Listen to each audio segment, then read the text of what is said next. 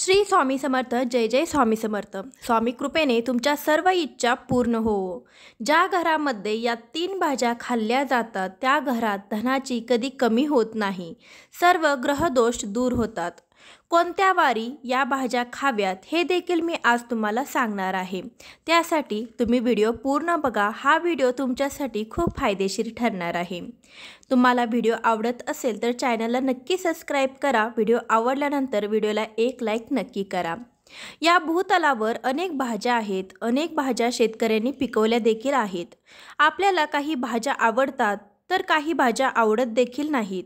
आपल्याला ज्या भाज्या आवडतात त्या आपण करत असतो. ज्या भाज्या आपल्याला आवडत नाहीत त्या भाज्या देखील आपण कधीतरी खायला पाहिजेत. भाज्यांमध्ये प्रोटीन हे जास्त प्रमाणात असतं. आपल्या शरीराला प्रोटीनची खूप जास्त गरज आहे. तसेच वास्तुशास्त्रामध्ये कोणत्या भाज्या कोणत्या वारी खाव्यात हे देखील सांगितलं आहे आणि वनस्पतीशास्त्रामध्ये देखील सांगितलं आहे. कोणत्या भाज्या खाल्ल्याने काय परिणाम होते हे देखील वनस्पतीशास्त्रामध्ये सांगितलं आहे. जर तुम्ही या 3 भाज्या खाल्ल्या तर तुमच्यावर महादेवाची कृपा राहील. तसेच श्रीहरी विष्णूंचा देखील तुम्हाला आशीर्वाद मिळेल आणि माता लक्ष्मीचा वास घरामध्ये सदैव राहील. आपण रोज कोणत्या ना कोणत्या भाज्या खात असतो. आपल्या जीवनामध्ये कांदा, बटाटा, वांगी, कोबी या भाज्या कायमच असतात. पण आपण कधीतरी नवीन भाज्या देखील खाऊन बघायला हवेत. म्हणजे आपल्या शरीराला देखील त्याचा फायदाच होईल. या 3 भाज्या वैज्ञानिक दृष्टिकोनातून देखील चांगल्याच आहेत. या 3 भाज्या खाल्ल्यानंतर तुम्हाला देवांचे आशीर्वाद देखील मिळणार आहेत. तर कोणत्या वारी कोणती भाजी खावी हे देखील आज आपण बघणार आहोत. तर या कोणत्या आहेत 3 भाज्या? तर पहिली भाजी म्हणजे रताळ्याची भाजी. रताळ्याच्या भाजीमध्ये खूप आयर्न असतात. पण आपण सहसा रताळ्याची भाजी खात नाही किंवा रताळ्याची भाजी देखील घरामध्ये केली जात नाही. शक्यतो उपवास असला किंवा एकादशी असली तर आपण घरामध्ये रताळ्याची भाजी रताळे आणत असतो.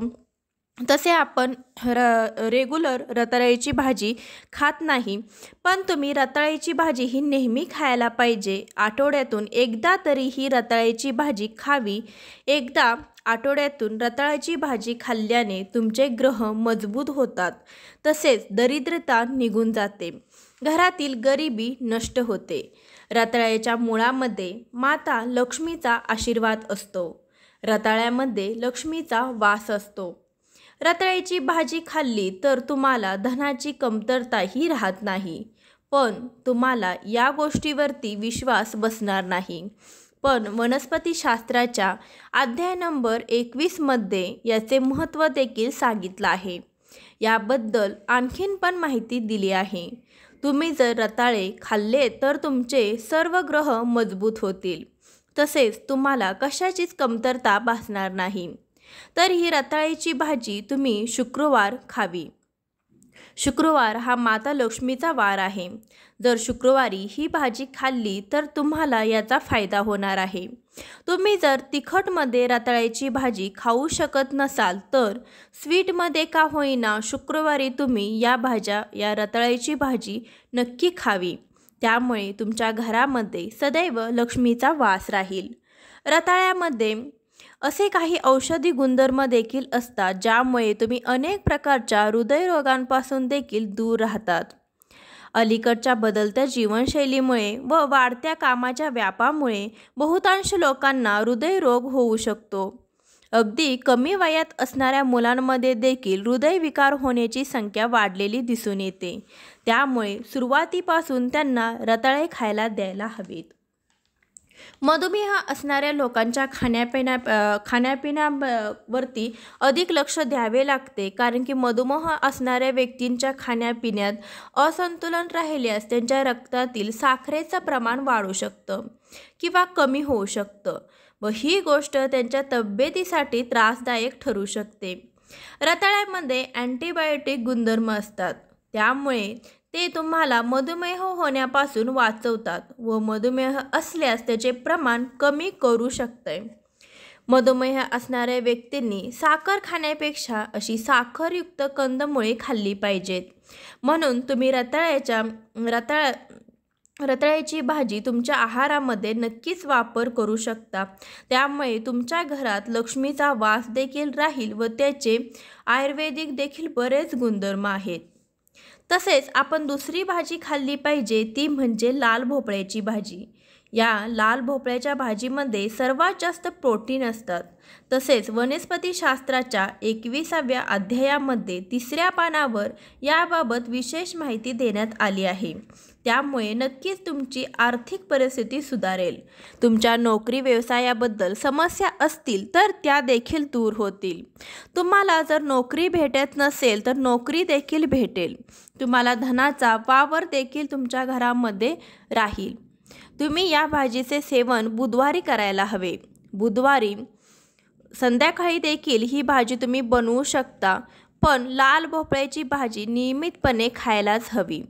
जर तुम्हाला स्वीटमध्ये लाल भोपळ्याची भाजी पसंत नसेल तर तुम्ही तिखटमध्ये देखील लाल भोपळ्याची भाजी करू शकता, पण तुम्ही आठवड्यातून एकदा तरी लाल भोपळ्याची भाजी नक्की करा।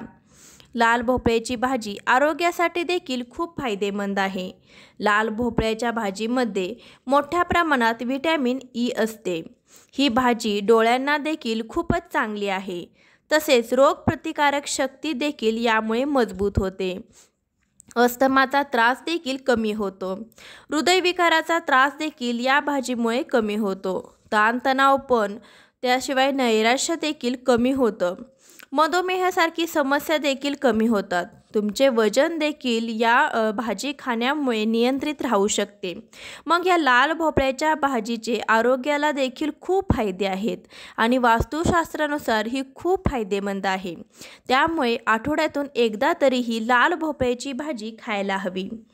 तिसरी भाजी आहे ती म्हणजे सांडग्याची भाजी।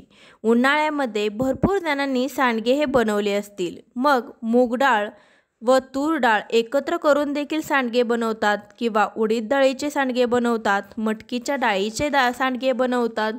भरपूर प्रकारचे सांडगे बनवले जातात किंवा त्याला विशिष्ट नावे देखील आहेत। डाळीमध्ये प्रोटीन हे जास्त प्रमाणात असते। आपण डाळ ही खाल्ली पाहिजे। डाळीच्या भाज्या आपल्या शरीराला चांगल्या असतात। तसेच डाळीचा वापर आपण आठवड्यातून एकदा तरी करायला पाहिजे। खरं तर डाळीमध्ये भगवान श्रीहरींचा वास असतो आणि भगवान श्रीहरींना पिवळा रंग खूप प्रिय आहे। जर तुम्ही सांडग्याची भाजी खाल्ली तर तुमच्या घराची प्रगती होते। तसेच तुमच्या घरावरती कोणतेही आर्थिक संकट येत नाही, कोणत्याही प्रकारचे संकट येत नाही। तुमचे ग्रह देखील यामुळे मजबूत होतात।